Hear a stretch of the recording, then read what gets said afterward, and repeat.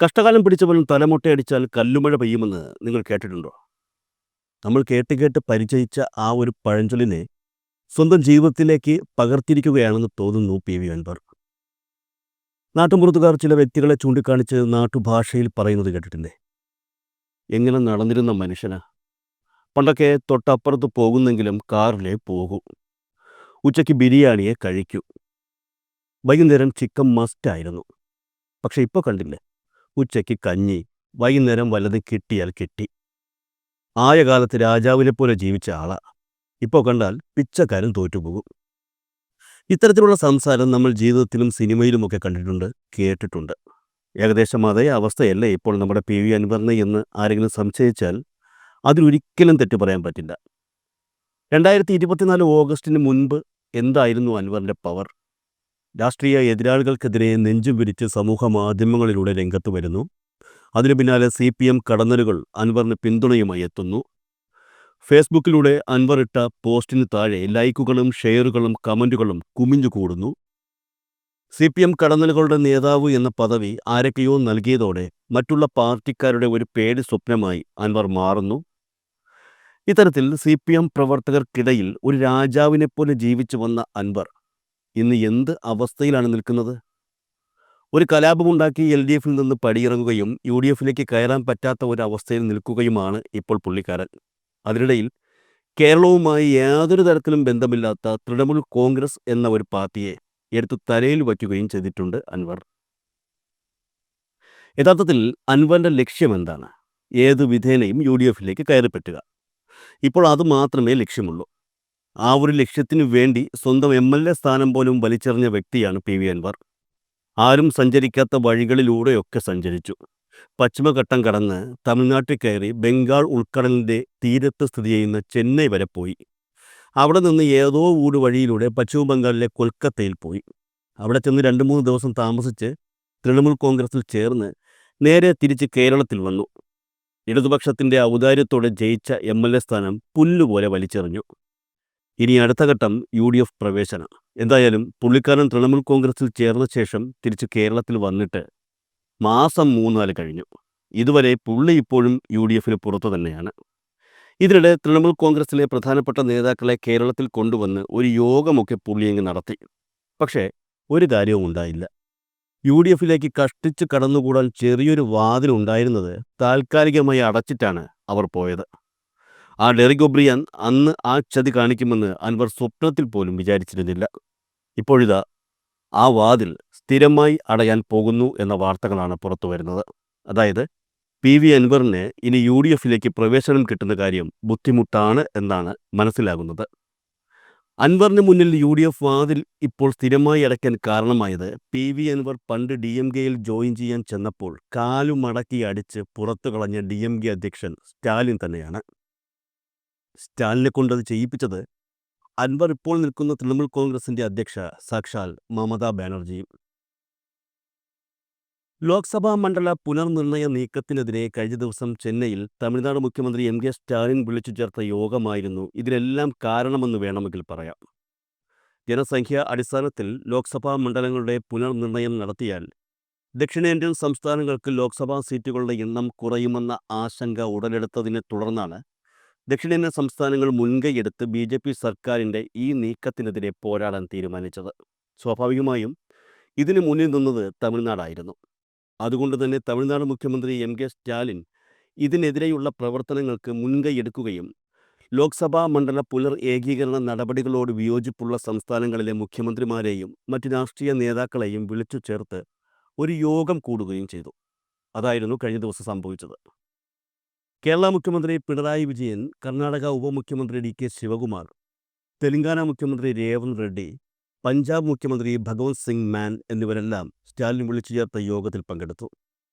ഇതിൽ രസകരമായ മറ്റൊരു സംഭവമുണ്ടായി. അതായത് നമ്മുടെ പി.വി. അൻവറിൻ്റെ UDF പ്രവേശന അപേക്ഷ ചുരുട്ടിക്കൂട്ടി ചവറ്റുകുട്ടയിലേക്ക് ഇടാൻ കാരണമാകുന്നതിനുള്ള സംഭവം. ഇന്ത്യ മുന്നണിയിലെ കോൺഗ്രസ് ഉൾപ്പെടെ പല കക്ഷികളും യോഗത്തിൽ പങ്കെടുത്തിരുന്നു എന്ന് പറഞ്ഞുവല്ലോ. ഇന്ത്യ മുന്നണിയുടെ ഭാഗമല്ലാത്ത BJD, BRS, ശിരോമണി അകാലിദൾ എന്നിവയുടെ നേതാക്കളും പങ്കെടുത്തു. കാരണം അത്രത്തോളം പ്രധാനപ്പെട്ടൊരു വിഷയമാണല്ലോ ഇത്. എന്നാൽ ഇന്ത്യ മുന്നണിയിൽ നിന്നും പങ്കെടുക്കാത്ത ഒരേ ഒരു പാർട്ടി അത് തൃണമൂൽ കോൺഗ്രസ് ആയിരുന്നു. തൃണമൂൽ കോൺഗ്രസിൻ്റെ ഇപ്പോഴത്തെ നിലപാട് എന്താണെന്ന് മമതാ ബാനർജിയോട് ചോദിച്ചാൽ അവർക്ക് പോലും അറിയാത്ത ഒരു സാഹചര്യമാണ്. തൃണമൂൽ കോൺഗ്രസ് ഇന്ത്യ മുന്നണിയിലാണ് എന്ന് പറയുന്നുണ്ടെങ്കിലും മുന്നണിയുടെ ഭാഗമായിട്ടുള്ള ഒരു പ്രവർത്തനങ്ങളിലും ഈ പറയുന്ന പാർട്ടിയുടെ പ്രതിനിധികൾ പങ്കെടുക്കാറില്ല എന്നുള്ളതാണ് യാഥാർത്ഥ്യം. എന്തായാലും തൃണമൂൽ കോൺഗ്രസ് വിട്ടുനിന്നു എന്ന് വെച്ച് ഒന്നും സംഭവിച്ചില്ല. പരിപാടി ഗംഭീരമായി നടന്നു.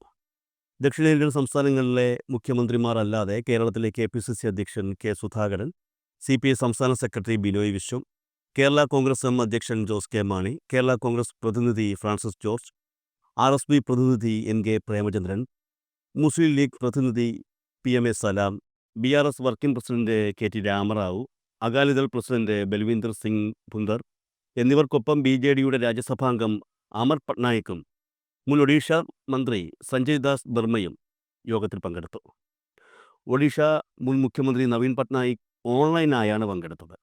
ആന്ധ്രാപ്രദേശ് മുൻ മുഖ്യമന്ത്രിയും YSRCP അധ്യക്ഷനുമായ YS ജഗൻമോഹൻ റെഡ്ഡി സ്റ്റാലിൻ്റെ ക്ഷണം നിരസിച്ചെങ്കിലും സ്റ്റാലിൻ്റെ നിലപാടിനെ അനുകൂലിച്ച് പ്രധാനമന്ത്രിക്ക് കത്തെഴുതുകയും ആ കത്തിൻ്റെ പകർപ്പ് DMK നേതൃത്വത്തിന് അയച്ചു കൊടുക്കുകയും ചെയ്തു. ദക്ഷിണേന്ത്യൻ സംസ്ഥാനങ്ങളുടെ നിലനിൽപ്പ് സംബന്ധിച്ച് ഇത്രയും വലിയ ഒരു യോഗം ചെന്നൈയിൽ നടന്നിട്ട് അതിൽ ഇന്ത്യ മുന്നണിയിലെ ഘടകകക്ഷികൾ എല്ലാവരും പങ്കെടുത്തിട്ടും ഒരേ ഒരു രാഷ്ട്രീയ പാർട്ടി അതിൽ നിന്നും മാറി നിന്നു എന്ന് പറയുമ്പോൾ അവർ സ്വീകരിക്കുന്ന നിലപാട് ഇനി എന്തായിരിക്കും എന്നുള്ള ആശങ്കയാണ് ഇപ്പോൾ കോൺഗ്രസ് ഉൾപ്പെടെയുള്ള മറ്റു പാർട്ടികൾക്കുള്ളത്. ആ ഒരു രാഷ്ട്രീയ പാർട്ടിയുടെ ഭാഗമായ PV അൻവറിനെ കേരളത്തിലെ UDFൽ ഉൾപ്പെടുത്തിയാൽ എന്തായിരിക്കും ഇനി വരാനിരിക്കുന്ന വള്ളിക്കെട്ടെന്ന് അവർ ആലോചിക്കുന്നത് സ്വാഭാവികം. അത്തരത്തിലുള്ള ഒരു ആലോചന തന്നെയാണ് ഇപ്പോൾ ഇന്ത്യ മുന്നണിയിൽ, അതായത് കേരളത്തിലെ UDFൽ ഉള്ളത്.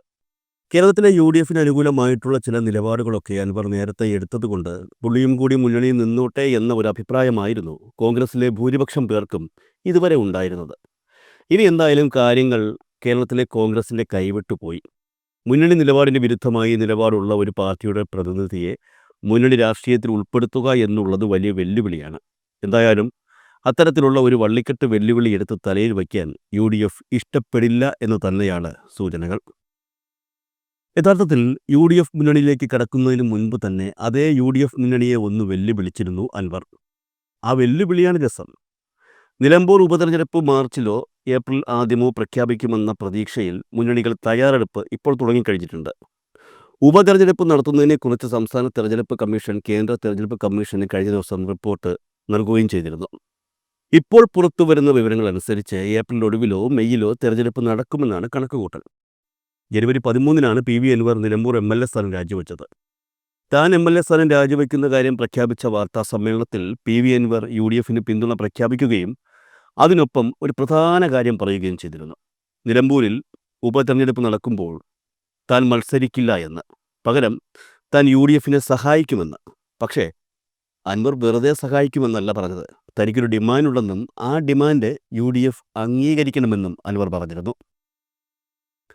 ആര്യാടൻ ഷൗക്കത്ത് UDF സ്ഥാനാർത്ഥിയായി മത്സരിക്കാൻ പാടില്ല എന്നുള്ളതായിരുന്നു അൻവറിൻ്റെ ഡിമാൻഡ്. അതായത് പുള്ളിക്കാരൻ പറഞ്ഞു വന്നത് ഇത്രയേ ഉള്ളൂ: എൻ്റെ വാക്കുകൾ കേൾക്കാതെ നിങ്ങൾ ഇഷ്ടമുള്ള സ്ഥാനാർത്ഥിയെ നിർത്തിയാൽ നിങ്ങൾ തോൽക്കും. പിന്നെ ഞാൻ ഇടതുപക്ഷത്തു നിന്നും ഇറങ്ങിയത് കൊണ്ട് ഇടതുപക്ഷവും അവിടെ ജയിക്കില്ല. താനവിടെ സ്ഥാനാർത്ഥിയായി മത്സരിച്ചാൽ UDFും ഇടതുപക്ഷവും തോൽക്കും എന്ന് തന്നെയാണ് അൻവർ പറഞ്ഞതിനർത്ഥം.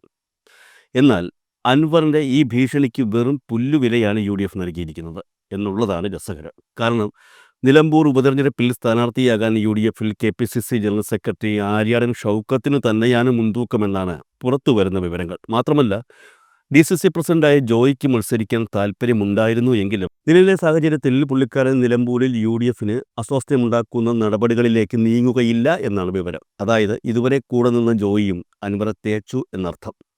മാത്രമല്ല സംസ്ഥാനത്തെ മുതിർന്ന കോൺഗ്രസ് നേതാക്കളുടെ നിലപാടുകളും ഷൗക്കത്തിന് അനുകൂലമാണ്. ഇനി അതല്ല, മറ്റുള്ള സ്ഥാനാർത്ഥിയാകുന്ന സാഹചര്യം ഉണ്ടാവുകയാണെങ്കിലും ജോയ് എത്തില്ല എന്ന് തന്നെയാണ് മനസ്സിലാക്കാൻ കഴിയുന്നത്. അങ്ങനെയാണെങ്കിൽ KPCC secretary KP Naushad Ali പരിഗണിക്കപ്പെടാനിടയുണ്ടെന്ന വിവരങ്ങളാണ് ഇപ്പോൾ പുറത്തു വരുന്നത്.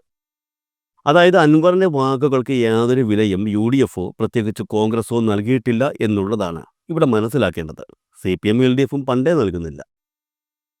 എന്തായാലും കഴിഞ്ഞ ദിവസത്തെ ചെന്നൈയിലെ യോഗത്തോടെ അൻവറിൻ്റെ അവസാന പ്രതീക്ഷയും അസ്തമിച്ചു എന്നാണ് മനസ്സിലാകുന്നത്. യഥാർത്ഥത്തിൽ അൻവറെ UDFിലേക്ക് എടുക്കുന്നതിനോട് ഭൂരിപക്ഷം ഘടകകക്ഷികൾക്കും താല്പര്യമുണ്ടായിരുന്നില്ല. കോൺഗ്രസിലെ ഭൂരിപക്ഷ നേതാക്കൾക്കും ഈ നടപടിയോട് വിമുഖതയായിരുന്നു. എന്നാൽ ആഴ്ചകൾക്ക് മുൻപ് അൻവർ യു.ഡി.എഫിന് അനുകൂലമായി ചില നിലപാടുകൾ എടുത്തതും ഒരു പഞ്ചായത്തിൽ എൽ.ഡി.എഫ് ഭരണം അട്ടിമറിച്ചതുമൊക്കെ യു.ഡി.എഫിനെ ചിന്തിക്കാൻ പ്രേരിപ്പിക്കുകയായിരുന്നു. എന്തു ചെയ്തിട്ടും യു.ഡി.എഫിലേക്ക് കയറിക്കൂടണമെന്ന ആഗ്രഹത്തോടെ നടന്ന അൻവർ ഇനി എന്തു ചെയ്യാനും സന്നദ്ധനുമായിരുന്നു. എന്തായാലും ആ ഒരു വഴിയാണ് ഇപ്പോൾ ദീദി നേരിട്ടിടപെട്ട് അടച്ചുപൂട്ടിയത്. ഇനിയിപ്പോൾ അൻവറിന് മുന്നിൽ എന്തു വഴിയുള്ളത് ചോദിച്ചാൽ വഴിയൊക്കെ ഉണ്ട്. ഒന്നുകിൽ അൻവർ തൃണമൂൽ കോൺഗ്രസ് അംഗത്വം രാജിവെച്ച് മുസ്ലിം ലീഗിൽ ചേരണം. അവർ എടുക്കുമോ എന്നറിയില്ല. കാരണം ലീഗ് കോൺഗ്രസുമായി വളരെ അടുത്തു ബന്ധമുള്ളൊരു പാർട്ടിയാണ്. ഈ കോൺഗ്രസ് എടുക്കേണ്ട എന്ന് മുസ്ലിം ലീഗിനോട് പറഞ്ഞാൽ ലീഗ് ചിലപ്പോൾ എടുക്കില്ല. അതല്ലെങ്കിൽ അൻവർ രാജിവെച്ച് ബി.ജെ.പിയിൽ ചേരേണ്ടി വരും. അത് ആത്മഹത്യ ചെയ്യുന്നതിന് തുല്യമാണെന്ന് അൻവറിന് നന്നായി അറിയാം. അല്ലെങ്കിൽ അൻവർ ഇപ്പോൾ നിൽക്കുന്ന തൃണമൂൽ കോൺഗ്രസ് സംസ്ഥാന തലത്തിൽ ബി.ജെ.പി മുന്നണിയിൽ അംഗമാകേണ്ടി വരും. അതായത് ദേശീയ തലത്തിൽ ഇന്ത്യ മുന്നണിക്കൊപ്പവും സംസ്ഥാന തലത്തിൽ എൻ.ഡി.എക്കൊപ്പവും. അങ്ങനെ എന്തെങ്കിലും സംഭവിച്ചാൽ മമതാ ബാനർജിയും കൂട്ടരും അവിടെ നിന്ന് വണ്ടിയും പിടിച്ച് കേരളത്തിലേക്ക് ഒരു വരവങ്ങ് വരും.